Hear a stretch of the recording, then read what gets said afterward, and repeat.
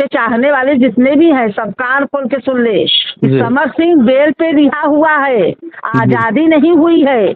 उसने वो गुनहगार है तो है, मेरी बेटी का हत्यारा है तो है, और मैं ये आखिरी सांस तक और प्रूफ करूंगी, उसको सजा दिलवा तक, तब तक दम हार नहीं मानूंगी मैं। जी तो मैं जी अभी तो बाकी है सब, ये जी तो बेल मिला है ना, अभी जी तो जी पूरा बाकी है, अभी आजादी उसको नहीं मिली है। जी जी हाँ, तो मतलब कि ये बताइए कि आकांक्षा दुबे मामले में समर सिंह को मतलब कि किस आधार पर बेल मिली है माता जी? ये मुझे नहीं पता है किस आधार पे बेल मिली। अभी वकील साहब लोग सब बहस कर रहे थे किस आधार पे कोर्ट ने उसको बेल दिया, ये मुझे नहीं, मैं थी कोर्ट में मौजूद थी। जी जी हाँ, तो बनारस कोर्ट के द्वारा दिया गया कि हाई कोर्ट के द्वारा नहीं, दिया? हाई कोर्ट में, हाई कोर्ट में।